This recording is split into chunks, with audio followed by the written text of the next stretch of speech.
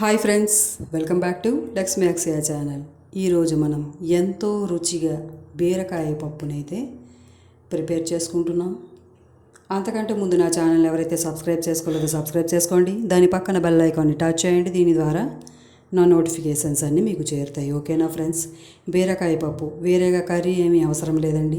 ఈ బీరకాయ పప్పుతోనే చాలా చక్కగా అయితే రైస్ పెట్టుకొని అయితే తినేస్తారు. అంత బాగుంటుంది, చాలా అయితే టేస్టీగా ఉంటుంది. ఇది లంచ్ బాక్స్లో మనం ప్రిపేర్ చేసి వాళ్ళకి ఇస్తే చాలా చక్కగా బాక్స్ అయితే ఖాళీ చేసేసి ఇంటికి వచ్చేస్తారు. నెక్స్ట్ ఆఫీసులకు వెళ్ళే మగవాళ్ళకి కూడా ఈ బీరకాయ పప్పుని అందిస్తే చాలా చక్కగా అయితే తినేస్తారు. అంత రుచిగా ఉంటుంది. ఒక్కసారి అయితే ఇలా ట్రై చేయండి. ఓకేనా ఫ్రెండ్స్? ముందుగా అయితే స్టవ్ అయితే వెలిగించుకొని మనం కుక్కర్ని అయితే పెట్టుకోవాలి. కుక్కర్ని పెట్టుకొని కుక్కర్ వేడైన తర్వాత ఆయిల్ని అయితే పోసుకోవాలి. ఆయిల్ బాగా వేడైన తర్వాత కొంచెం జీలకర్రని అయితే యాడ్ చేసుకోవాలి. జీలకర్ర బాగా వేగిన తర్వాత నెక్స్ట్ మనం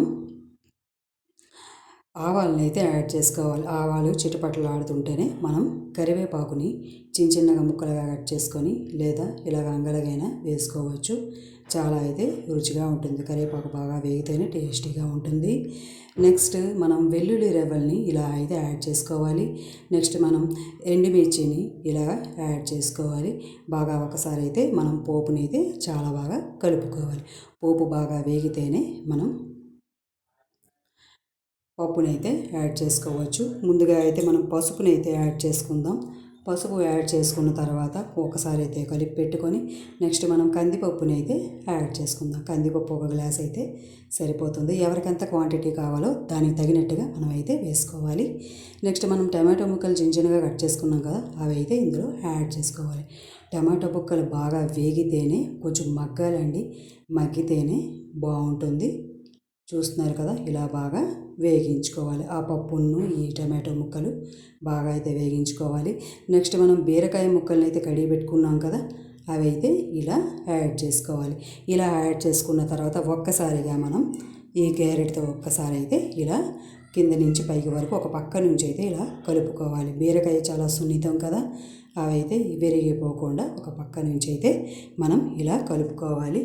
చాలా టేస్టీగా ఉంటుందండి. ఒకసారి అయితే ట్రై చేయండి. చాలా అయితే చాలా బాగుంటుంది. సరిపడా ఉప్పుని అయితే మనం యాడ్ చేసుకొని ఇంకొకసారి అయితే మనం వేగించుకోవాలండి. బీరకాయ వేగితే ఆ పచ్చివాసన పోతేనే బీరకాయ పప్పు చాలా రుచిగా అయితే కుదురుతుంది. చాలా అయితే బాగా వస్తుంది. మనం ఈ ఉప్పు వేసుకొని బాగా కలుపుకున్నాం కదా ముక్కలుగా పట్టేలా. ఇప్పుడైతే మనం సరిపడా బాగా వేగించుకోవాలి. బాగా వేగితేనే ఆ బీరకాయ పచ్చివాసన పోతేనే పప్పు తినేటప్పుడు ఆ పచ్చివాసన అయితే ఏమీ ఉండదు. నెక్స్ట్ మనం సరిపడా వాటర్ని అయితే యాడ్ చేసుకుందాం. ముక్కలు మునిగేలా వాటర్ బాగా యాడ్ చేసుకొని మనం కందిపప్పు ఎన్ని విజిల్లకైతే అన్ని విజిల్లు, బీరకాయ ఉంది కాబట్టి మనం ఒక 5-6 విజిల్స్ వరకు పెట్టుకోవచ్చు. ఇలా ఒకసారి అయితే కలుపుకొని మనం కుక్కర్ మూతనైతే పెట్టుకోవాలి. నెక్స్ట్ చూస్తున్నారు కదా, మనం వాటర్ అయితే వేసాం. ఆ ముక్కలు మునిగేలా, ముక్కలు తేలేలా కొంచెం వాటర్ వేస్తేనే ఆ విజిల్స్ వచ్చేటప్పుడు కుక్కర్ అడుగంటదు. చూస్తున్నారు కదా, మూత అయితే పెట్టుకున్నాం. ఒక 4-5 విజిల్స్ వరకు పప్పు అయితే మనకి రెడీ అయిపోతుందండి.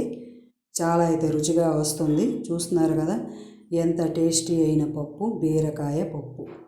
ఇలా మనం తినేటప్పుడు ఈ బీరకాయ ముక్కలు మనకి పంటికి తగులుతుంటే చాలా అయితే రుచిగా ఉంటుంది. చాలా అయితే బాగుంటుంది. మీకు ఈ పప్పు నేను చేసిన విధానం మీకు నచ్చినట్లు నాకైతే కామెంట్ రూపంలో కామెంట్ చేయండి.